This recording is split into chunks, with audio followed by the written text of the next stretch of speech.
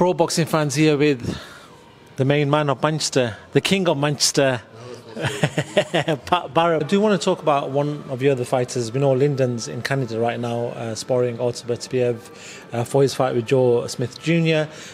Talk to me about that. Have you had a conversation with Lyndon? How's he getting on?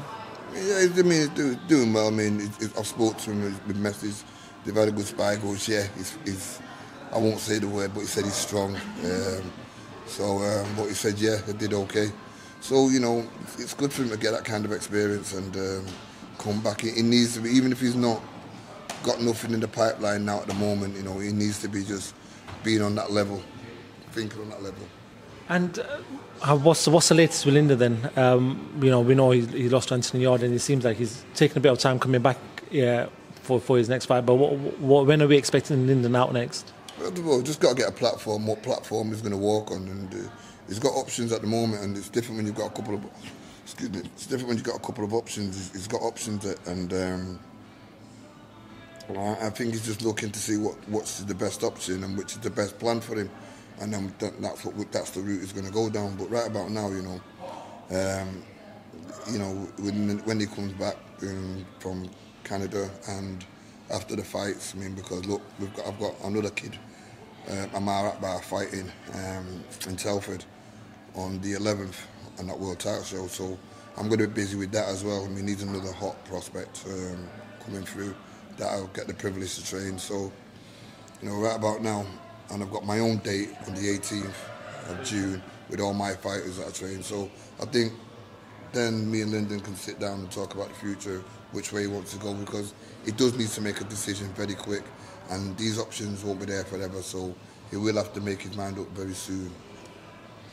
Cool. Actually, just talking about Lyndon, I'm not sure if you watched the fight last weekend before Joshua Buatsi versus Craig Richards, someone that's in Lyndon's division. What did you make of Joshua Buatsi's performance on the night? Oh, I think Buatsi is a very, very, very, very good fighter. I think he's one of the most decent, level-minded fighters you could probably see in boxing. The way he kept his composure when he was throwing, Richards was coming back at him. It wasn't decided. There was two great fighters that night, and you know the better man did win. And Buatsi is a world champion in the making. And the reason why I say that because I just look at the things that he did and the things he said after the fight. He knows that he made a couple of mistakes. He did learn to make a few adjustments in there. He used his jab well. He used his inside fighting very, very well. One of the best British fighters I've seen in a long time that can fight inside. There's a lot of great things about Buatsi that you can say, this kid's going to go far, in what I like about him anyway. Cool. I just want to move over to the heavyweights. First of all, I want to talk about Tyson Fury. We spoke very briefly in an interview last time we spoke. It must have been a couple of months ago. And you said to me, you know, you and Tyson Fury do go quite a bit back. You know, at one point, were you training together? Something was happening together. Just talk to me about the early years of Tyson Fury. And first of all, did you envisage Tyson Fury to become what he has become right now? Yeah, I mean, Brian always said to me, this kid's going to be a world champion. I did believe that. He was one of the best heavyweights. I mean, I remember when we went over to Germany, I think he proved that to me by doing some kind of sparring with all the cruiserweights and heavyweights out there, and you know, it was 100% that this kid was going to be a world champion, 1,000,000% in the making, 150%. And I'm not just saying it because of where he is now, because it's what Brian Hughes told me when we took him over to Germany. He says, Pat, I guarantee this kid's going to be a world champion. And that's what he said. And I think Tyson was only about 18, 19 at the time. Brian Hughes, when did he get involved with Tyson Fury? Because we know Peter Fury sort of took him very early into the pro career. But when did Brian Hughes sort of... No, we both had him together. His dad, John Fury, brought him to us and allowed us to train him. And obviously, due to a situation that happened with me, didn't know which way it was going to turn. I'm not going to lie, I went to jail, but we didn't know which way it was going to turn. I was on remand, so Tyson visited us a couple of times, and he, from there on, he said, "Look," I said to Tyson, "Look, I don't know how long this is going to go on," and etc., etc., etc.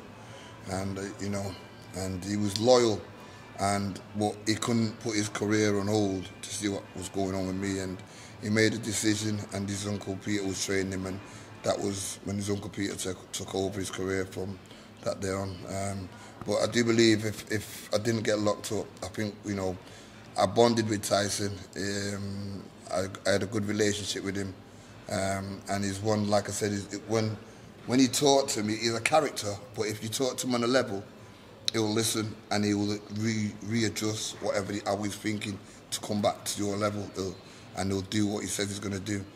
I remember after that, I seen him not so long ago when he was about 25 stone. He put all that weight on, and we had this book that was coming out, 100 Years of Collis and Mostyn, and he was at the book thing. We had a party for like a little do, and he turned up, a big guy. I remember him saying, we had pictures, he was absolutely huge, and he goes, he's talking about Deontay Wilder, he goes, I'll be back and watch, I'll be the undisputed heavyweight again. Yeah. And everyone just looked at him and said, yeah, whatever. And I remember me and Tommy McDonough talking, I said, you know what, Tommy, if fucking will him, you know, he's going to come back. Once he says it in his head, because Tyson's the kind of person, and this is what I love about him, whatever he says in his head, he 100% believes it and works towards it and achieves it. You've talked about it there where, you know, you've talked about experiences of possibly going to prison or whatever else, experiences of, you know, finding it hard to make weight. With all these things that you've done in your life, are you sort of passing down the training to your fight to say, listen, this is where I messed up, this is what happened in my life, No. See, that's where my life is my life. It's nothing to do with anybody else and what anybody else has done, and I don't take that into consideration.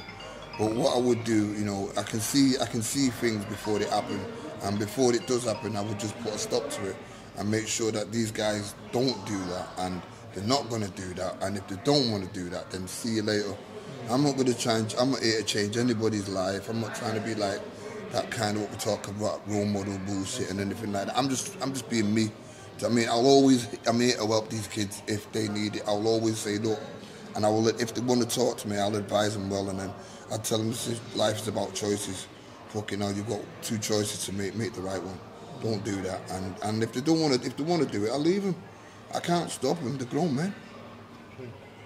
Pat Barrett, it's always a pleasure talking to yourself. It's any time I'm in Manchester, I'm going to give you a shout, because I know you're the man of Manchester. You know, if anything goes wrong in Manchester, it's always good to give you a shout. But thank you so much for talking to Pro Boxing fans. Always a pleasure, man. Thank you.